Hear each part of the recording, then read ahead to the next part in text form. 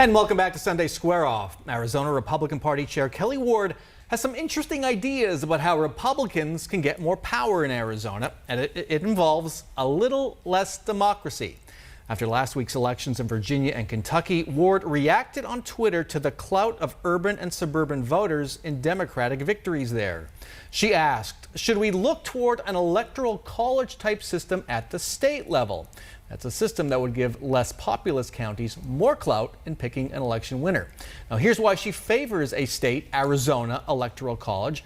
As a rural Arizona resident, it's frustrating that the state's population centers, Phoenix and Tucson, could control politics in this conservative state. So, does Kelly Ward have a point? Should votes in Arizona's rural counties be worth more than votes in more urbanized Maricopa and Pima counties?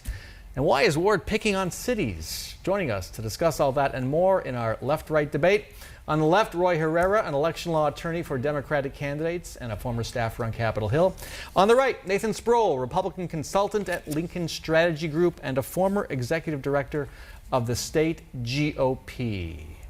Roy, I'm going to ask you, how would you build an electoral college in Arizona to assure that Republicans kept control? Is it the way Kelly Ward wants to do it?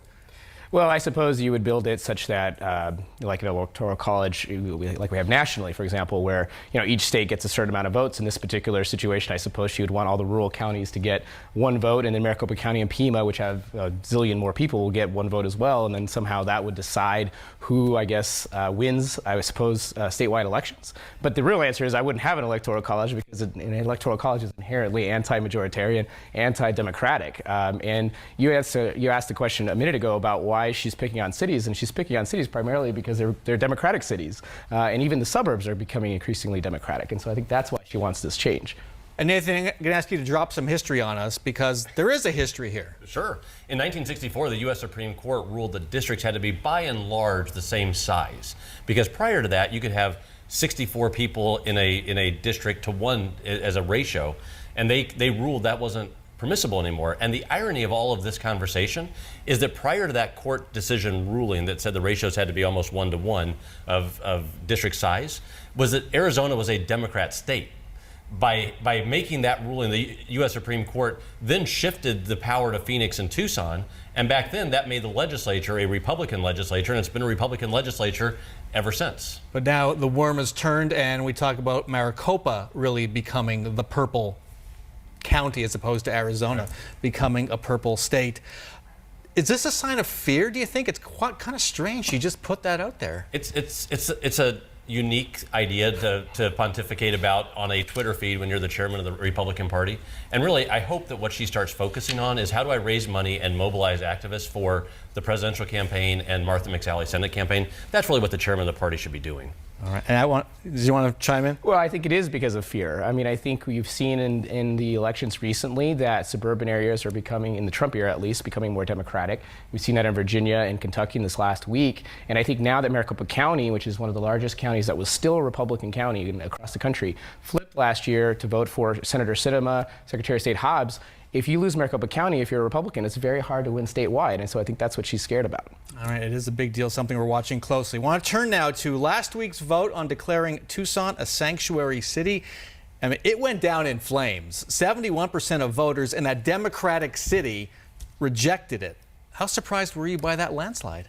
I wasn't that surprised. I mean, I think, this happened in the same election as we had a Democratic mayor elected, and then all of the city council races becoming Democratic. So clearly there was people that voted for Democrats on that same day who voted against the sanctuary cities measure. And I think that's not because those voters are feeling as though, they're anti-immigrant or not welcoming of immigrants, but I think there were real concerns about the initiative itself on whether it would be upheld in the courts. I think there was a real concern about whether the initiative would cost money for the city of Tucson as a result of lawsuits. So I think that's really why it went down. And Nathan, Republicans aren't giving up. They threatened before the initiative, before the vote, to crack down.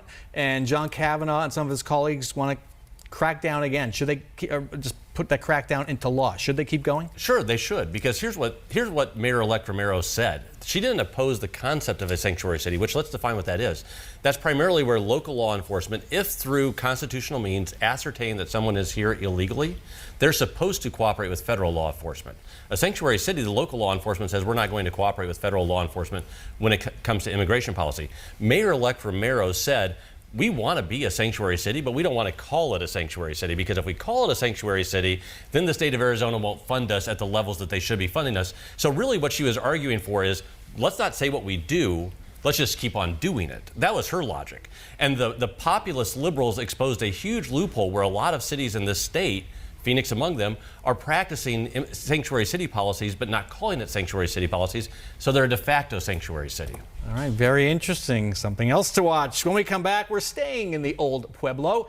We're going to meet a rising political star and hear our panel's fearless political predictions.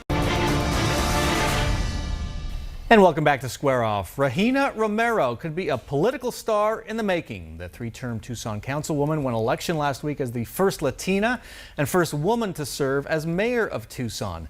Democratic presidential candidates tweeted their congratulations. Warren, Sanders, Booker, Moore. Don't want to get too far ahead of the story here. She does have to do the job. But Roy, where could you see Regina Romero going in the future? Well, certainly to City Hall, where she's been, right? I mean, I'm very excited about her victory. I think having the first Latina be the mayor of Tucson is long overdue, and I'm very happy that she has won, and I think she's a rising star. I've known her for a while. I think she's very smart. She's progressive, but she's pragmatic. I think she's going to do good things down there.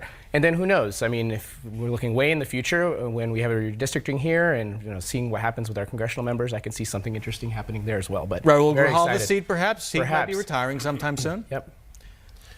No, what Roy said is absolutely correct. She is, I would use the word very liberal, not progressive, but she is a rising star in the Democrat Party. There's no doubt about that. It's historic that she was a Latina elected to a major city like Tucson.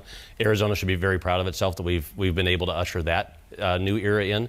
But at some point, she's going to become too liberal. Even though Arizona clearly is shifting a little bit more into the purple stage, she's going to be too liberal to run statewide, so I think Grijalva's seat would be the next logical step for her. Interesting. She endorsed Kirsten Sinema really early in Sinema's Senate bid, and Sinema returned the favor. Well, that's a great point, because Sinema was pretty much a socialist, and now everybody thinks she's a moderate. So the pivot can be done. Sinema proved that the pivot can be done.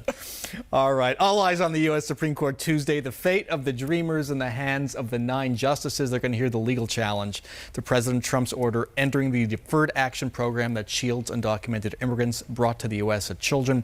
Nathan, the court's decision will likely come down in the spring.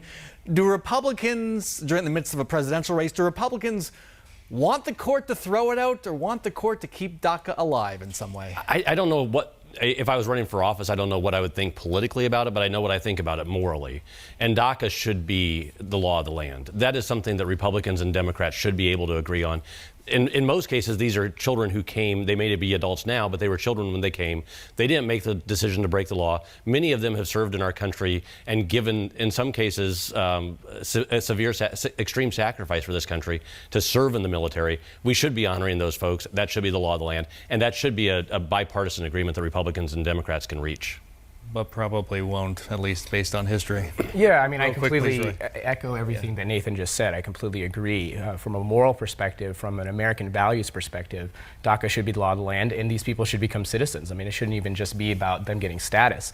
But looking at the Supreme Court and how it is a conservative-leaning Supreme Court, now with 2 justices appointed by Trump. We've seen in the travel ban decision, which I also thought was a very poor decision by the court, them going a certain way, and I think that's probably what's going to happen here, that they'll probably try to rescind the program, or at least allow Trump to rescind the program. So I think it's sad, and it will result in human tragedy on top of human tragedies that we've already seen in the immigration arena under President Trump. All right, fearless predictions. 10 seconds, please. Roy Herrera. Oh, well, this isn't too fearless, but I think I'll just say at the national level and say that Trump is going to get impeached. Wow, you went out on a limb. Yeah, I'm really proud of you for that one. It's an important prediction. There's 31 House Democrats who represent a district that Trump won by 4% or more. Those Democrats just recently went on the record for impeachment. At least half of them will lose their re-election no matter what happens. Great stuff. Roy Herrera, Nathan Sproul, thanks so much for joining us. Thank you. And that's our show for this week. Thanks very much to all of our guests. Thank you so much for joining us. And on this Veterans Day weekend, we salute and we thank all of our veterans for their service.